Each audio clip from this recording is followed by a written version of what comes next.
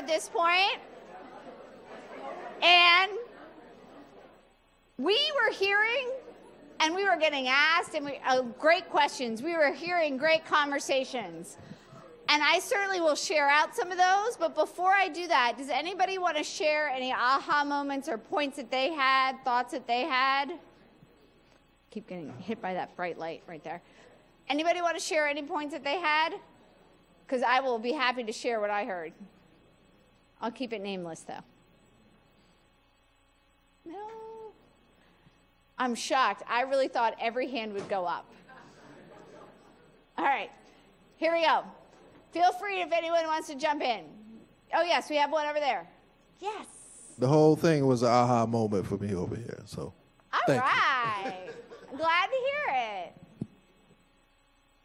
Some of the conversations I heard was we had one school that was looking at a particular question, and they were trying to figure out why their students didn't do well on it, because the standard was 1 when they looked at their FSQ and USA data, the students did fine. But when they peered at the question, it was a multi-select question. So then the concept is it's probably not a standards issue, it's a question mode issue. The multi-select is almost always a problem for our students. So that's something that you want to hone in on. Another question, I'm going to tie this together, is how can our other subject area teachers help us out? You want to ask world history or whomever, an elective, to help?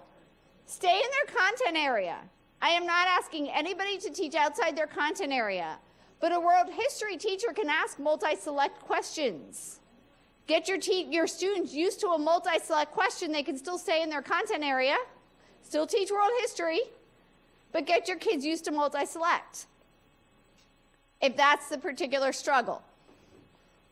You want to really, though, hone in on it. I can tell you what in the middle school session, we honed in on one particular question where students struggled. It was a drag and drop, but drag and drop of a multi-select. Those happen. So then you have to hone in on, is it a drag and drop issue, or is it a multi-select issue, or is it a lovely combo of the two? One of the earlier slides Mark showed you was the practice test from the state. Those are not good for practicing content.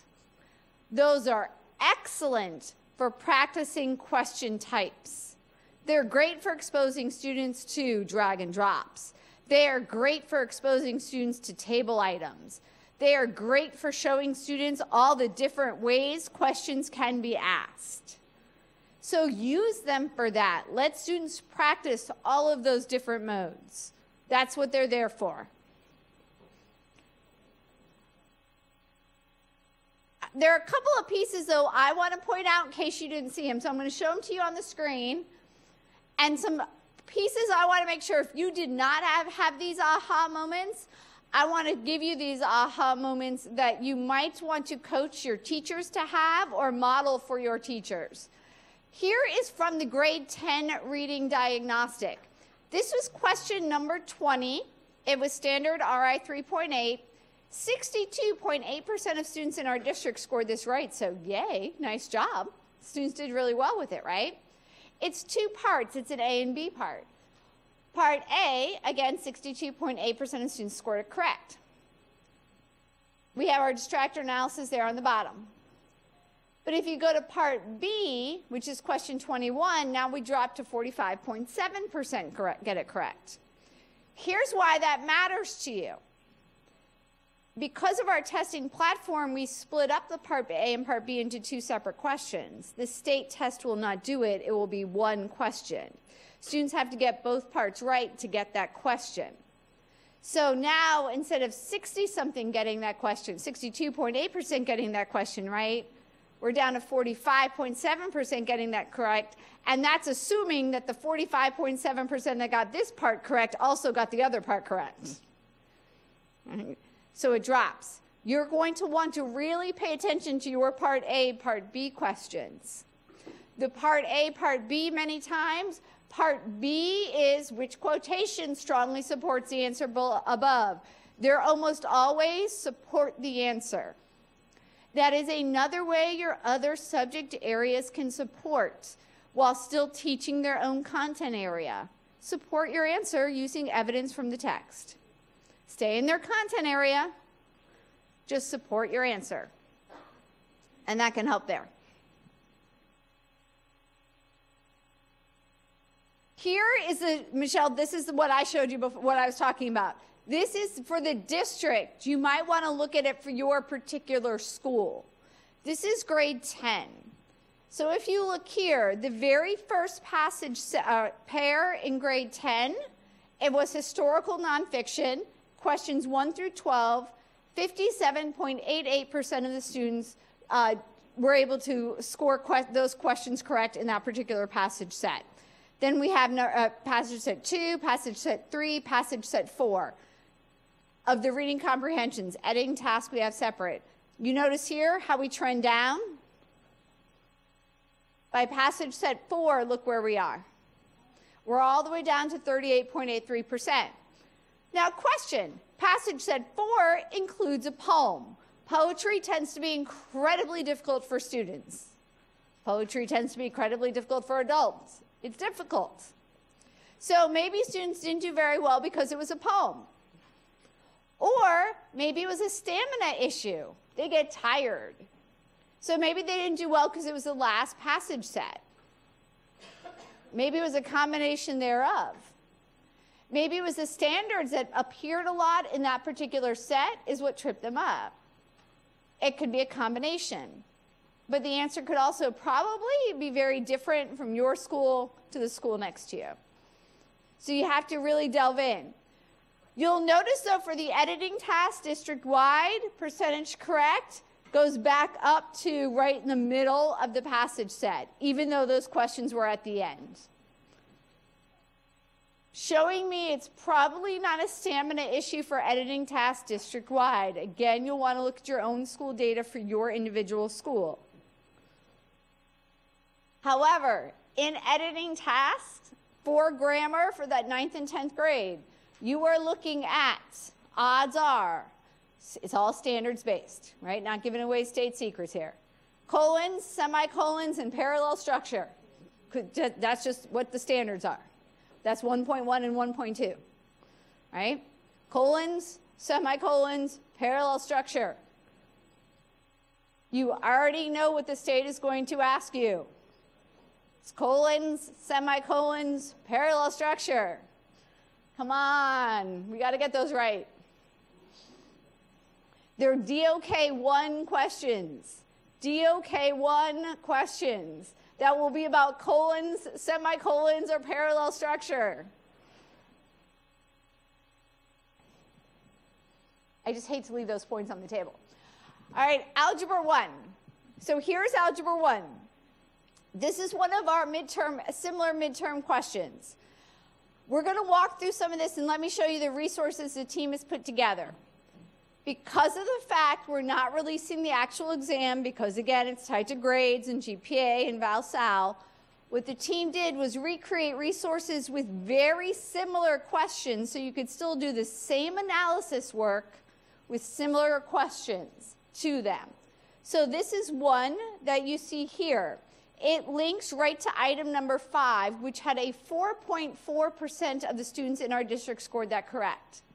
So when the team gave this to me as the example, I'm like, this is not a good example. I need an example of a standard that was actually taught prior to the test. Yeah, this was a standard that was taught prior to the test. 4.4% of the students in our district scored this correct. Now, it was a multi-select question. Multi-select, so more than one answer is correct.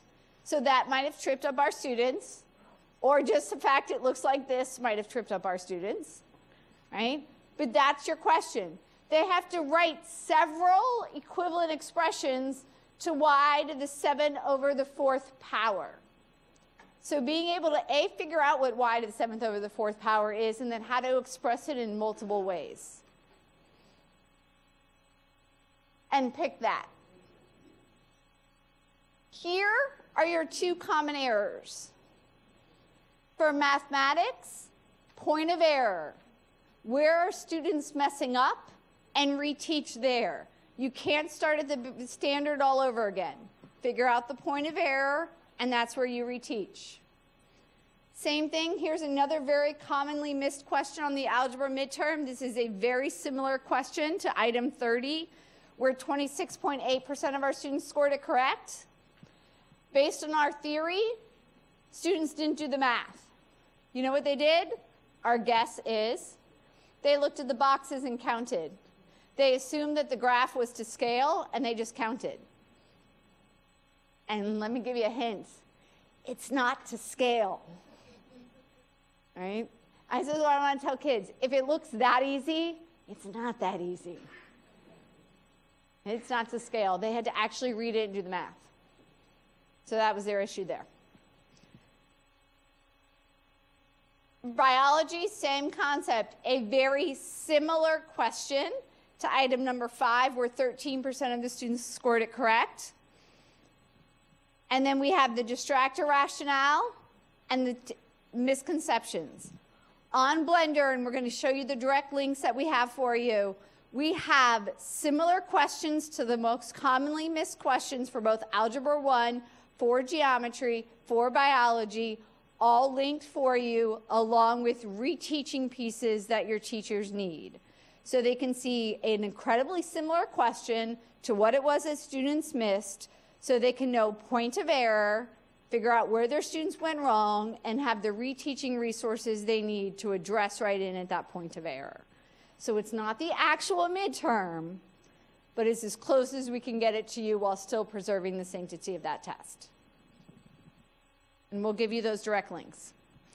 So for the reteaching, a couple of things to work with teachers on. We know we want to focus in on point of error.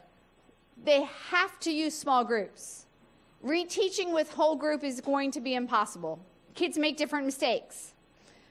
Making sure we do it at the appropriate depth of knowledge and reassess as necessary. Here's how you can plan for reteaching. Looks complicated, but all we did was really break out the same standard we talked about earlier. Look at that standard 1.2 and kind of figure it out. Is the kid's problem with theme? And then is the kid's problem with theme understanding the text? Or is the kid's problem determining the theme and analyzing development? Is the kid's problem with central idea? Is it around text? Or is it around figuring out the central idea and analyzing the development? Or is it around the summary part? Which part of the standard is he messing up and honing in on there? That's PLC work. That's what that is. It can't be just looking at the report and saying 1.2 is a problem for us. You can use the wrong answers to determine how you remediate. That's what we did there. What did the student answer incorrect? That's how you figure out in math what the problem is, and we linked some exact resources you can use based on what their wrong answer was. So if they said A, here's the error. Here's a resource. If they said B, here's the error. Here's a resource. Do the same thing for writing.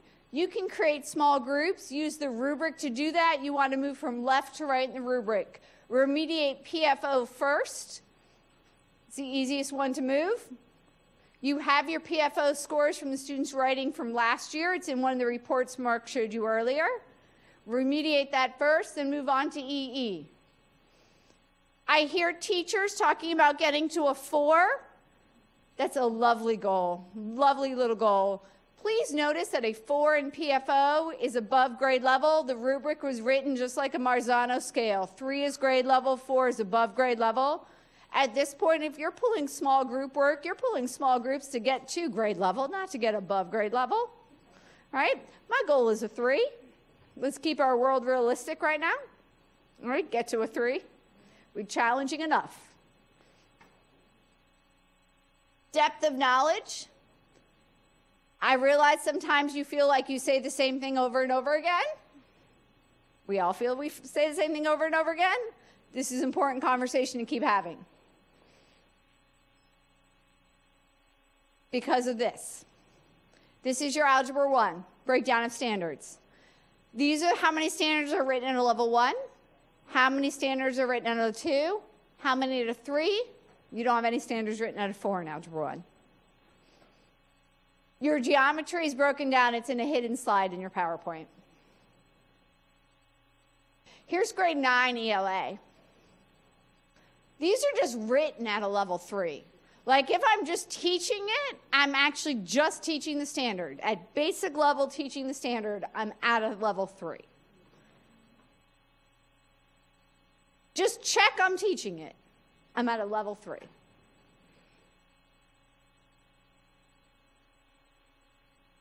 That's where our questions need to be. Not a single solitary standard written at a level 1, by the way, for ELA. Not even the grammar ones. They're assessing them at the DOK1, but they're not even written at the level 1 because it's about application of the standard when you're doing it. You have your level 2s, and then you have writing standards in at 4.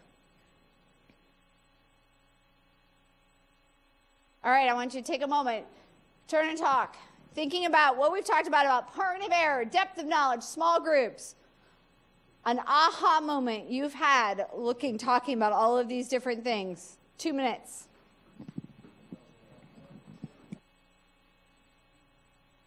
Got to pull up the science. Yep. You forgot to pull up science, or you got to pull up science? I have to pull up science. I didn't do it yet.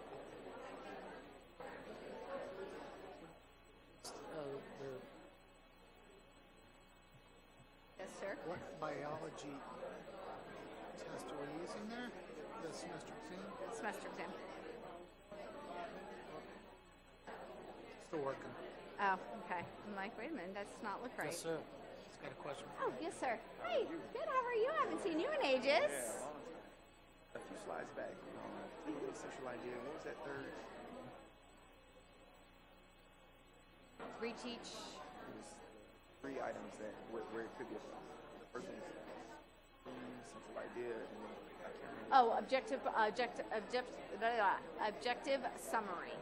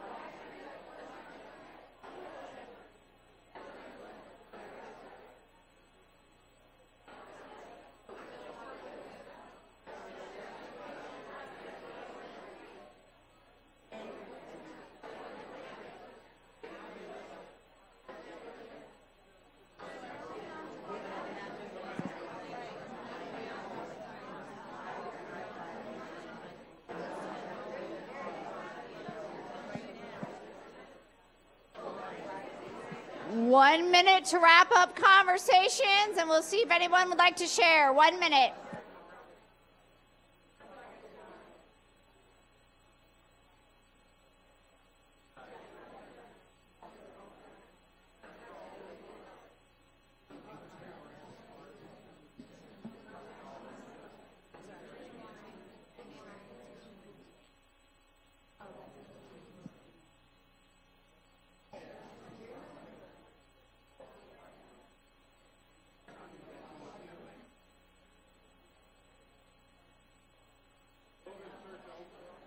All right, coming back together.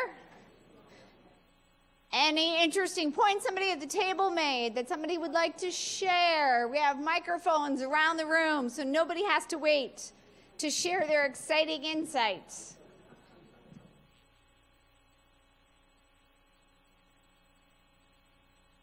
All righty. All right.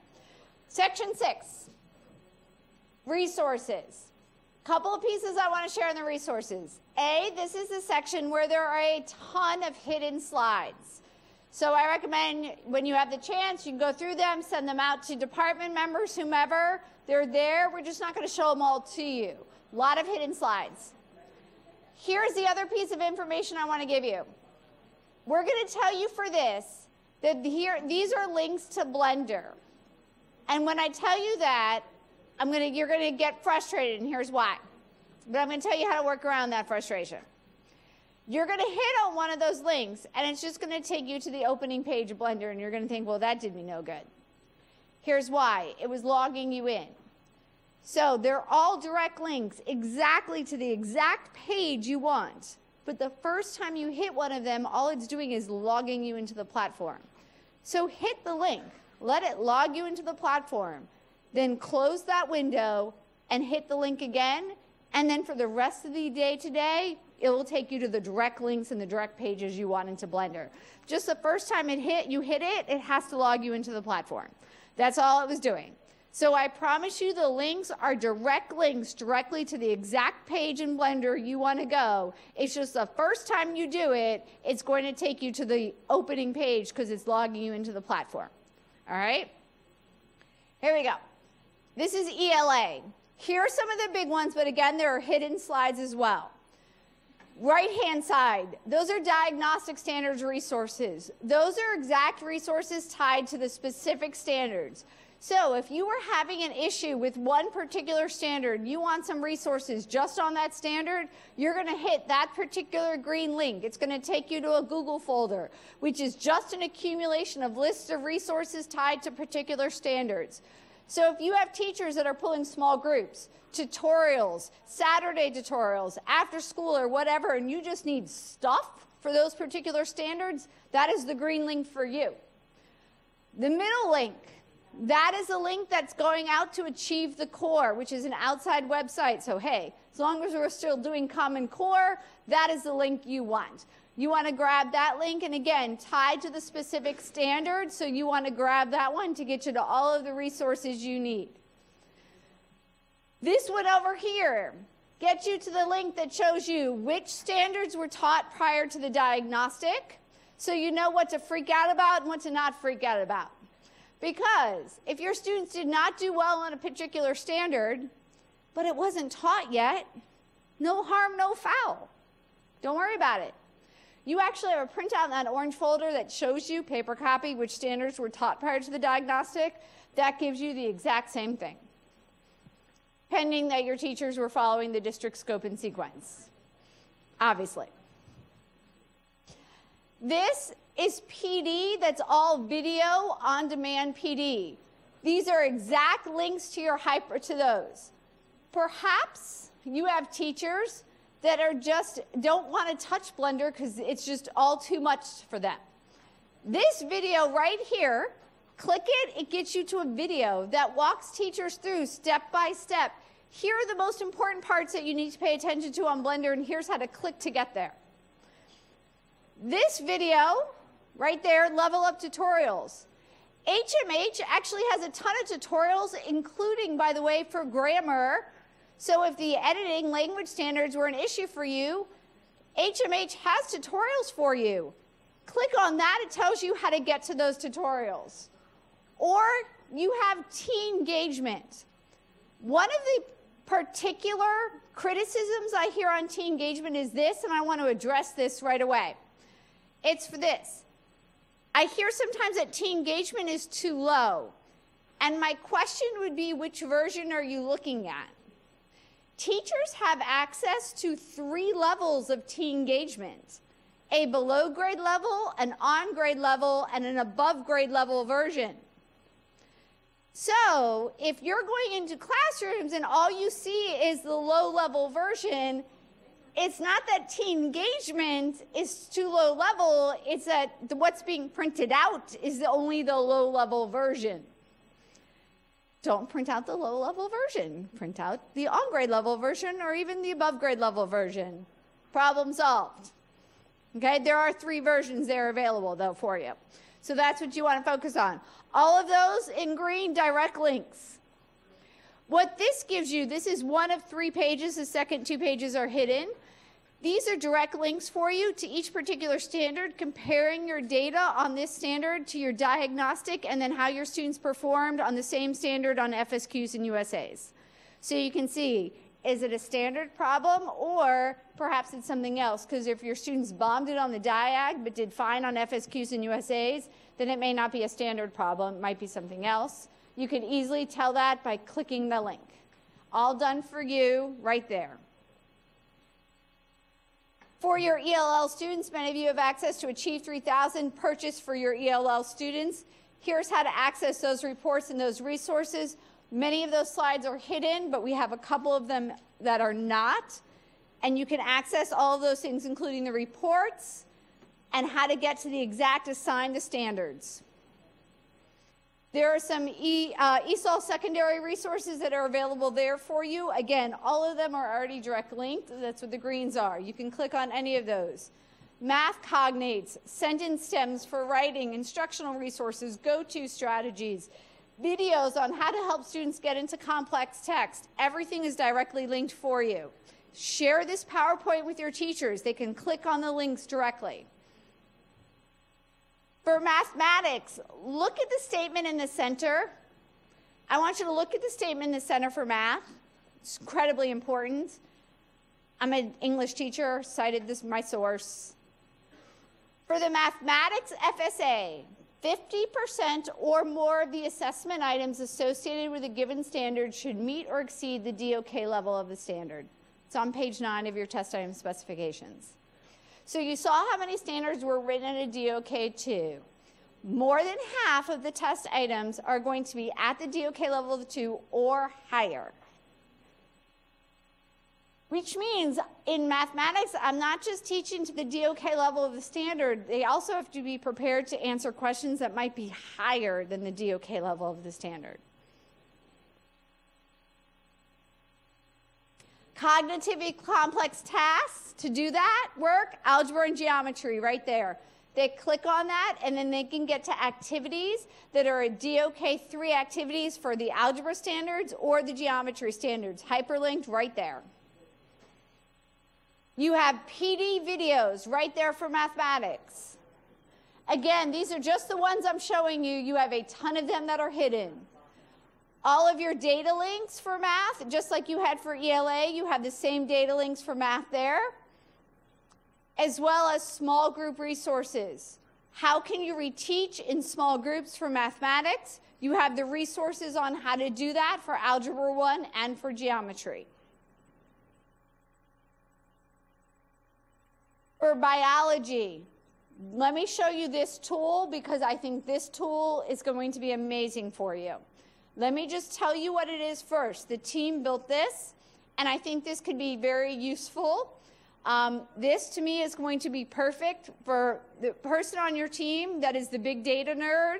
I'm speaking to you. This baseball card has already been created. It's hyperlinked to the green. Column 1, it helps you identify your small groups for biology remediation. Column 1 is your biology midterm. Column 2 was the student's ELA score from last year. Column 3 is their cumulative performance on all of the biology and NGSQs and USAs. Columns 4, 5, and 6 are SSA scores. So you can figure out which students should be proficient but aren't, right? And then you could go in there to look at reporting category data in columns 7, 8, 9, 10, 11, and 12. So let me show you a picture, or let me show you a snapshot. Look here, I have some students here that are all scored 68 on the midterm. Here is their FSA score from last year. So I have some students right here, so those of you on the side can see the mouse.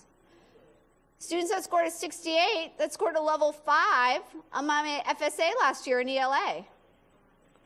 They're top readers.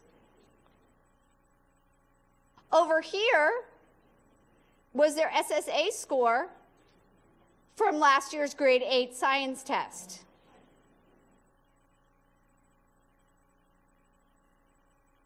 Probably should have been doing better in bio than they did. I want to pick those up in small groups. That's the kid I'm targeting in a small group. If you click that link on the PowerPoint slide, this shows you every kid in the entire district, so it's pretty overwhelming because there are a lot of kids. But if you click that particular link, that green link at the top of the slide, you're going to see your kids from your school. Not quite as overwhelming. There again are the columns, so you don't have to remember them, tell you exactly what they are. Look for those kids with the strong reading scores that don't have that bio score. They're good readers, especially the ones with the strong reading score and did well in the grade 8 SSA last year. They should be performing much better on bio. Pick up those kids in tutorials fast. All right, hit them up. There are some quick ideas for your tutorials for biology. And here, some great ideas that you can have. Please note how many standards are in bio. It is impossible. The diagnostic did not cover them all, or the midterm exam did not cover them all. It only covered what was taught first semester, obviously, right? Which means, what are you using to assess students along the way second semester, or are your teachers just waiting? Are we using NGSQs and USAs, or are we not? How are you monitoring that? To reteach, here is a great structure. The unit 1, the first 4 units were taught during the first semester, right? Unit 1 concepts can be retaught during 5, 6, 7, or during 5, 8, 9, and 10. The Unit 2 standards can be retaught during 8, 9, and 10. The Unit 3 ones that they didn't do very well on could be redone during 5, 8, and 9. Weave them back into reteach. That's where you can weave them in, right there.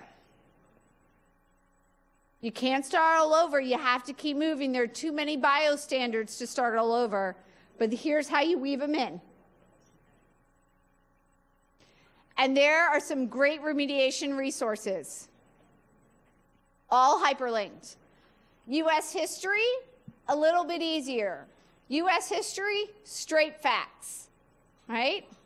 It's a lot of memorization, but it's facts, fact-based. That's really what it is. Here are the most commonly missed standards, and the percentage correct. Here are where the question numbers were.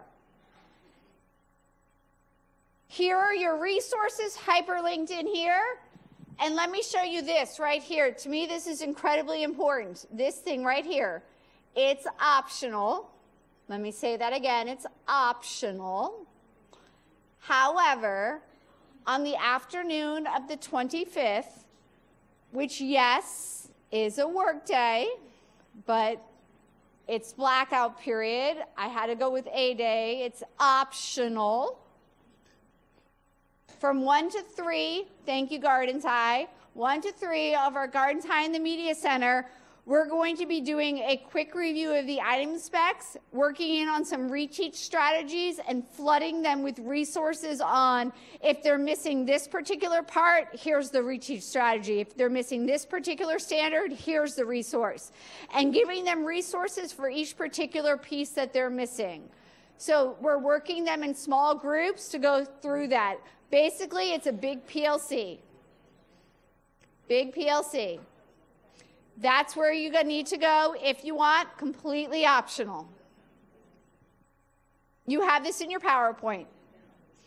All right. If you take your white activity page, flip it over to the back. Flip it over to the back. I'm going to ask you to talk about 3 questions. 3 questions. With this information, what changes or tweaks are you going to make as the leader? What changes or tweaks do you want your teachers to make? Or what changes or tweaks do you want your students to make? Take a few minutes and discuss.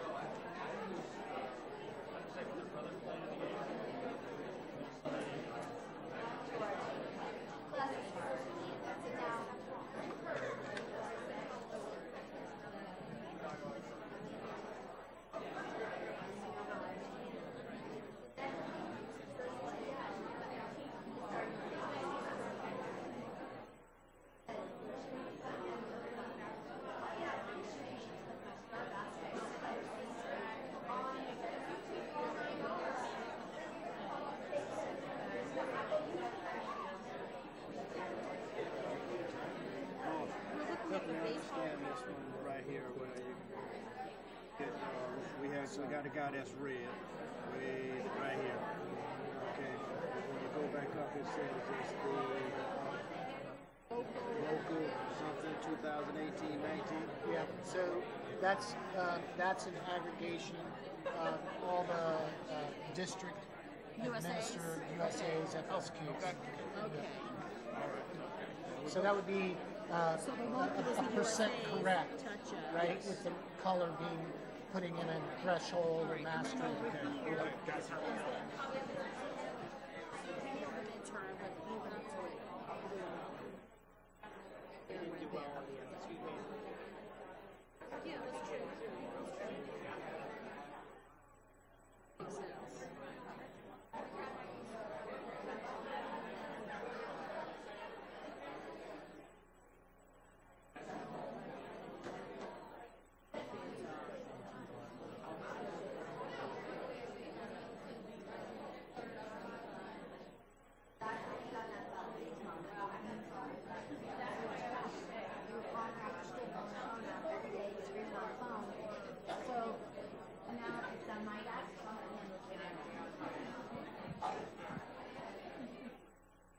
Okay, if I can have your attention, please.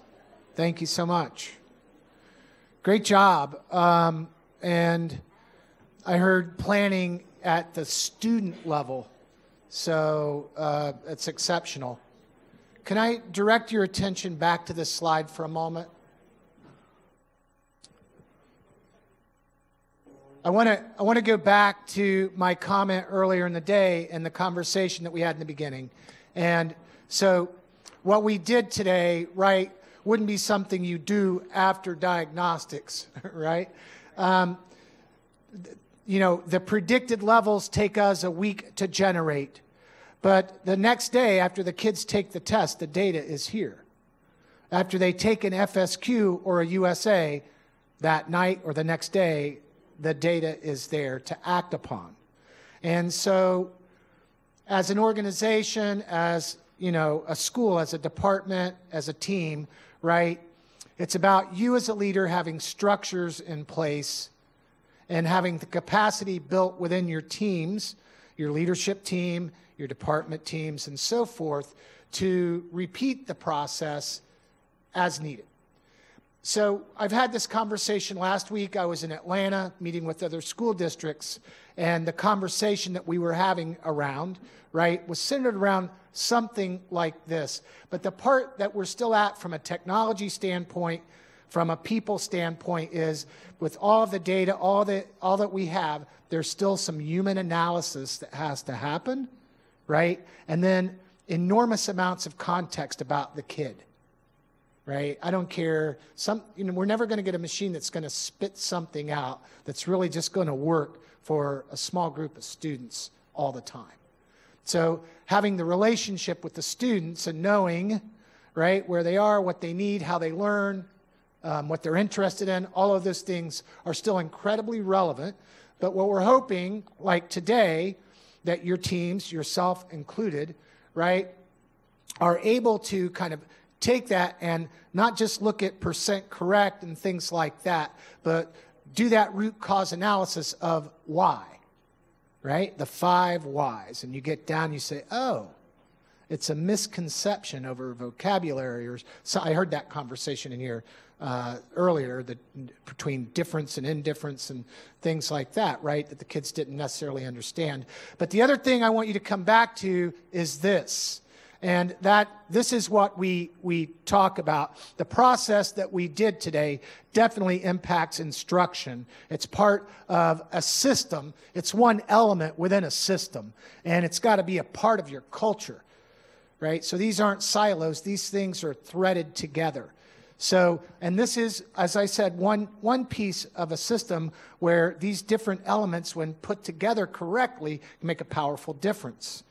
But it's about kind of having the awareness and then building the skill and having deliberate systems in place so there's consistency from one classroom or department to another, because isn't that our greatest challenge? One of our greatest challenges is if we had a bunch of great teachers, right? Right? There's not bunches of great teachers. There's great teachers, but having that consistency from every classroom across this district is really a challenge, and it's a challenge within your school, right? But when we talk about this, right, that's our charge. We're building this world-class education system with excellence and equity so that we can empower every child to reach their full potential. And everything that we talked about today are some of the elements and ingredients that go into that, so says research. Okay? So I hope today was helpful for you. I hope that as you go back out and you begin to practice it, right, or refine it, because many of you are already doing this, that you'll share what you're doing with your colleagues, right, and it'll make a huge difference for kids. So with that, I think our Deputy Superintendent is back, and I'm going to hand off to Keith Oswald. Thank you all very much. Thank you, Mark. Let's give it up for Mark and the team. Diana, good job. Sorry I wasn't here earlier. There's a Race to Equity.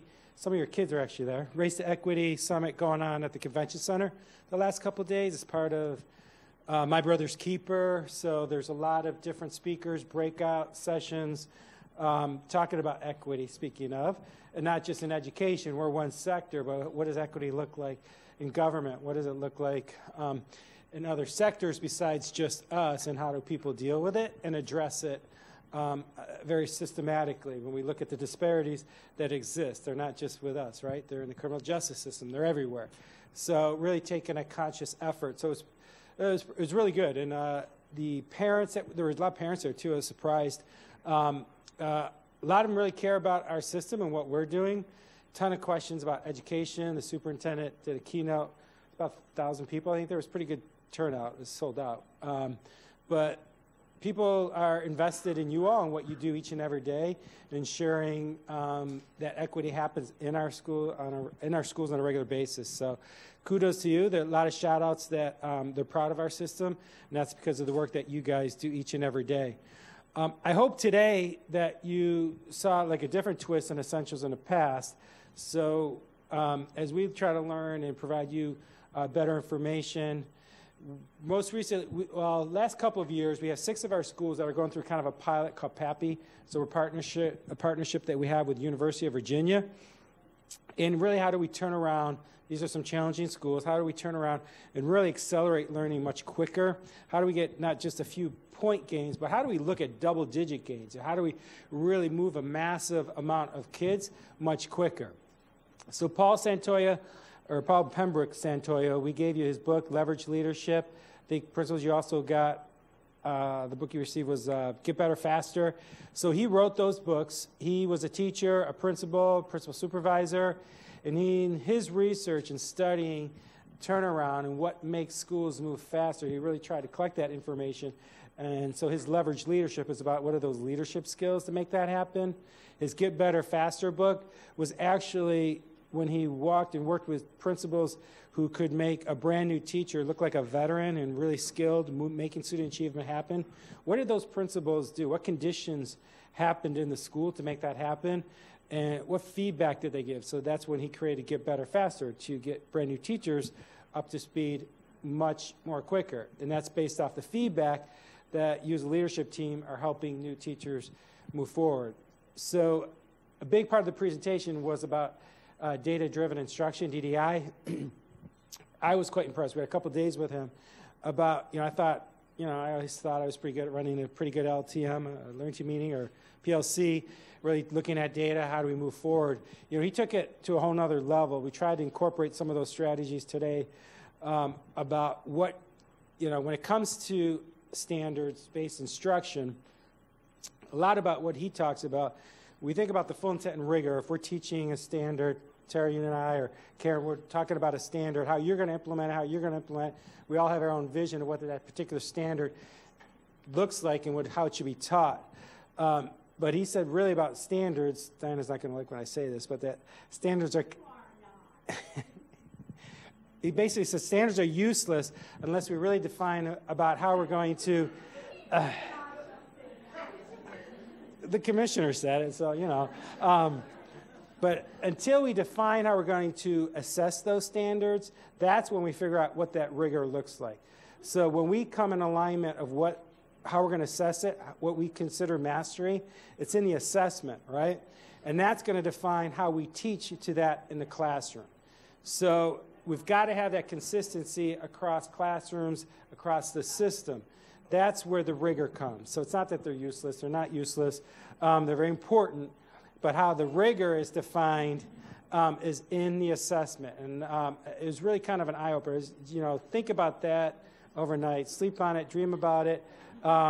Because I want you to think about how your teachers are really kind of looking at how they're assessing a standard.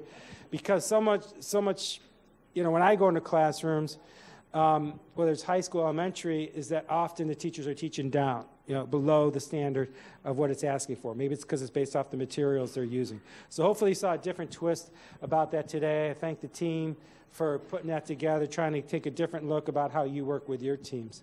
So I think I get the next 90 minutes, Mark, section. 90 minutes? Okay, so just kidding. Now, just want to, yesterday we had a school board meeting. Good news. First, I have to thank all of you. What I saw on Twitter or the schools that I got out to, what you did last week, I know there was a lot of, nervous energy that we had getting into next week. Got to see Atlantic, go out there. Things were calm. Kids were in classrooms, memorializing what occurred. You guys did a fantastic job of keeping the focus. The fact that I think Glenda was having a little bit of a party, that nobody walked off a campus in Boca. Right, Dr. Sheffield? Good job. That's because of you guys' leadership. It was a tough year to get through. Good news, we do have the referendum. So last night, the board approved the new job description for position that you all received in your budgets yesterday. Don't hire yet. So the good news is, we got the position. This is, as we've been talking about, a different type of position. It's not part of T-bargaining. We are looking for somebody who has more of a mental health background, but they're a person who really can get on the front end of work around prevention, helping support school-wide PBS, restorative justice, all those things, building those relationships with the kids, check in, check out when they're having trouble. The job description is pretty wide to help support you and your needs, school-based teams. What we're going to go through now, the board really kind of asked us to go through a vetting process in collaboration with community partners. So we'll be advertising the position and kind of creating a big pool. So we're going to screen the applicants, create a pool that then you all would hire from within that pool once we do the pre-screen, a regular screen, and then you guys all have the final interview from there in this big pool. We're working out the details of what that looks like. So it's not somebody, but if you have people who are interested or have that background, you can pick up the job. We'll be sending the job description out. But again, it's not a teaching degree that's required. We're looking at somebody who's actually more in the behavioral health, mental health background, maybe social work, other duties like that. So pretty excited about that position. Hopefully you also saw your testing coordinator position in there to help, again, alleviate some of the pressure that you have when it comes to testing as well. Also, speaking of standards, you did probably see that the governor made announcements to do away with these standards and create some new standards that really can put Florida on the map in the United States as far as leading the nation and the world around standards-based instruction. So there's some rumors out there. Hopefully they're all been put to rest that, yes, we still have standards for this year. We still have standards for next year. We have the same test for this year. We have the same test for next year at minimum. It's very likely that could continue a little bit further. So right now, I'll be sending out, you can go yourself on the DOE. I'll send out the link to the principals to share. Anybody can provide input on the standards now. The window is open for input for the commissioner to present a new set of standards about a year from now to the governor and the legislation. What that means also came out, I sent the principals the new revised instructional materials rollout, which changes everything. So those new math books that you're about to get, you're not getting them. Sorry. Math is now pushed back actually 3 years. So through the Florida standards, you will have math books that are actually aligned to Sunshine State standards. So kind of ironic. Just goes to, even though we're doing well when it comes to student achievement, what teachers and what you all are doing. Thank you, Dr. Sheffield. What you all are doing at the school to make sure that we're doing standards focused instruction. So for this year, we're adopting nothing. We will provide additional supplements like we always do to bridge that gap, to make sure you have the best materials possible in front of you for your students. Next year is then you saw is actually career tech ed and world languages, a smaller adoption, but we actually just adopted 3 years ago CTE and world languages, so we probably won't do a lot there unless there's some extra space, and then save it for when then we go to literacy and then math. So a lot of changes going on in that area. Governor did say he's also going to look at the assessments. This is a good thing. Try to reduce the amount of testing that's happening. Look at the high stakes. If you have feelings about that, I don't know, there may be some additional opportunities for input specific to the assessments, but feel free on the link that'll go out and provide that on the standards as well.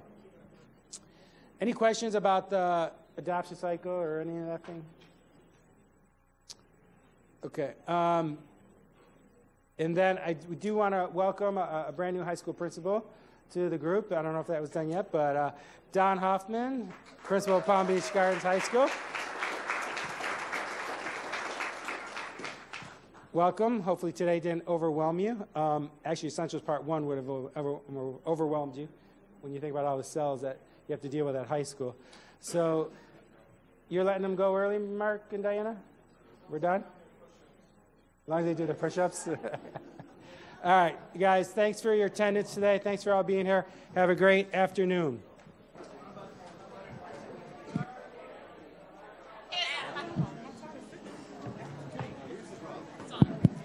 If anyone borrowed a Chromebook, we'll take it back in the back corner, please. If you borrowed a Chromebook, we will